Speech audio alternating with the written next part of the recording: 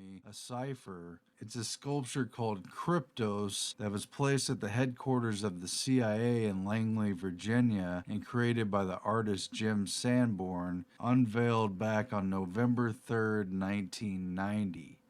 So the Georgia Guidestones is not admittedly a cipher or a puzzle to crack the code on, but this one is. And it's taken crypto analysts within the CIA and the NSA, as well as private individuals, decades just to decipher part of it.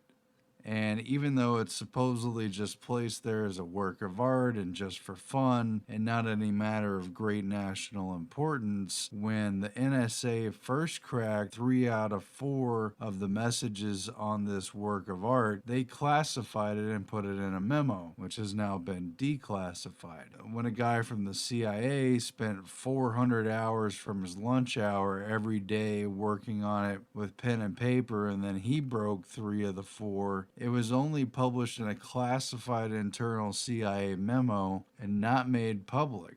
Enough so that when a private individual using a Pentium computer was able to crack part of the code, he didn't know that anyone else had actually succeeded in breaking that code. And then at that point, people from the CIA and NSA came forward and took credit. And it's interesting because they just declassified a memo on this CIA crypto sculpture in 2013. And it reads, Crypto Sculpture Challenge and Resolution Information Memorandum. The crypto sculpture, located at the entrance and in the courtyard of the new CIA headquarters, consists of a series of stone pages containing code which begins as the International Morse and increases in complexity as the stonework extends into the courtyard.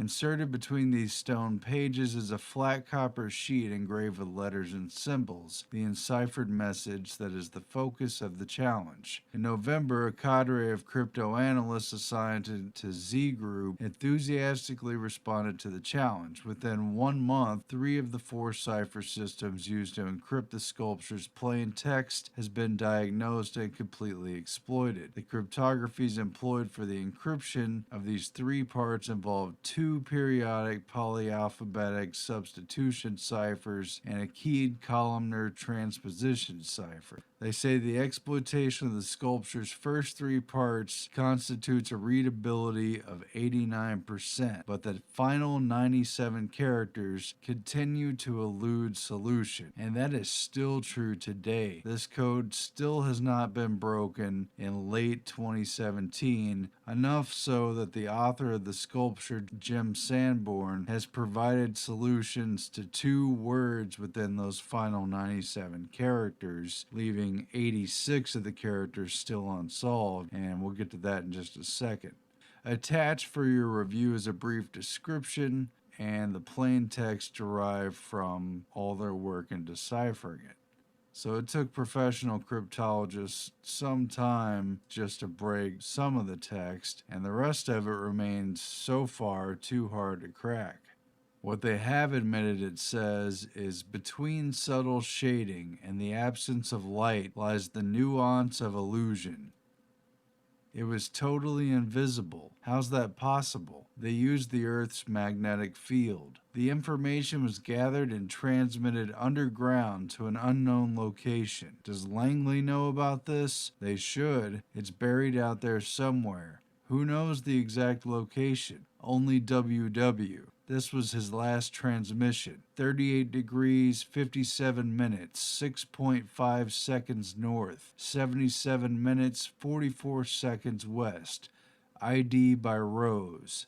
Now they've claimed that WW is William Webster from the CIA, supposedly the only person that Jim Sanborn told the solution to, because supposedly they wanted to make sure that his work of art was not going to be anything embarrassing to the agency. It's not, for instance, a solution to the JFK assassination.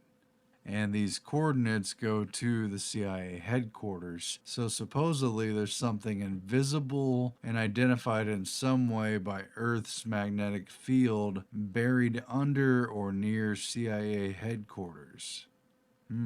Pretty intriguing and not too much different from the time capsule buried at the Georgia Guidestones. The third message of the crypto sculpture reads, "Slowly, desperately, slowly, the remains of the passage debris that encumbered the lower part of the doorway was removed. With trembling hands, I made a tiny breach in the upper left-hand corner, and then widening the hole a little, I inserted the candle and peered in. The hot air escaping from the chamber caused the flame to flicker, but presently details of the room within emerged from the mist. X, can you see anything? Q." And this was taken from the writings of Howard Carter, who broke into and explored the tomb of Tutankhamun in Egypt back in the 30s.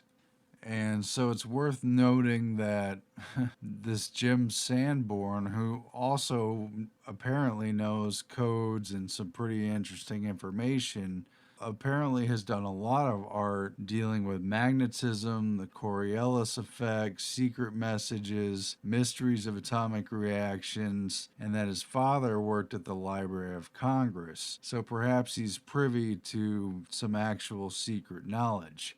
Nevertheless, the year after the NSA declassified the document with their partial solution, Jim Sanborn came forward with new clues in the crypto sculpture, and supposedly he's worried that he's going to die before anybody can solve it. And the first word that he revealed from these final 97 characters was the word Berlin. And so for years, people were thinking this was the Berlin Wall, and perhaps it is. But then in 2014, he revealed a second word from these remaining 97 letters, which is the word clock. And he gave an interview with Wired magazine explaining that he's fascinated with the famous Berlin clock, which is no ordinary clock at all. It's a set theory clock that has special mathematical principles. And it looks like some kind of mutant traffic light, and it features a yellow light, a row of red lights, another row of red lights, a row of smaller yellow lights, and then a row of 4 more yellow lights.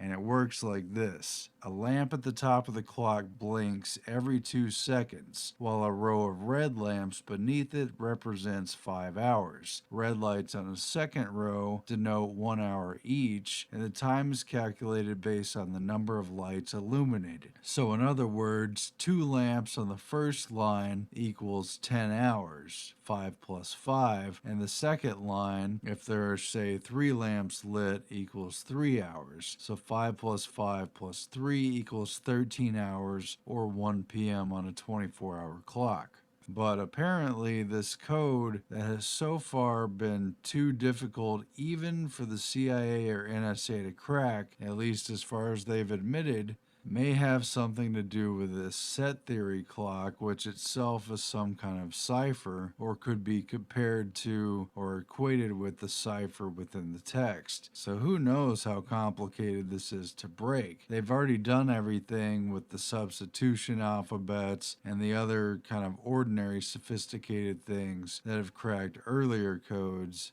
including the Enigma code in World War II. Well, maybe when you apply some kind of secret about this, nobody knows. At any rate, I don't have the solution to the crypto cipher or to the Georgia Guidestones, but they're both very fascinating, and I feel the Georgia Guidestones in particular, with its eerie anti-human message and its declaration of a sort of new world order, control over reproduction and human civilization and development and use of resources, perhaps has some very important mysteries still to be revealed. This one isn't sponsored by the federal government. No one knows the true purpose or how sinister its unveiling may prove to be at some point in the future. They've portrayed themselves as friendly and wise guardians of humanity, but perhaps they're too twisted to see how dark their own views really are. For ordinary people and humanity, the very idea of reducing the population down to 500 million suggests that more than 90% of the existing people on this planet should die or should die out and not be allowed to reproduce, which is pretty drastic to say the least. We took in the monument and, we had to move on down the road like everyone else. But I'm still contemplating what the real meaning is to this day. And I guess the point of the crypto sculpture is that the final message hasn't been deciphered and seemingly couldn't be deciphered without knowledge of the Berlin clock and perhaps some other clues that are buried within. Likewise, solving the Georgia Guidestones at least requires decoding it enough to understand what the question is that is being posed, for which there's a solution, which could be a date or some kind of code that seems to be related to these very obvious blank spots on the time capsule and the outlying clue of the misspelled word pseudonym. No one would carve something in stone at great expense and have a simple typo, you understand. It's revealed to be an anagram, and perhaps there are other anagrams and coded messages buried within the text of the Guidestones and the dimensions and factoids that seem to be thrown in your face when you visit and read all the inscriptions at this mysterious and dark monument. Anybody got an idea out there?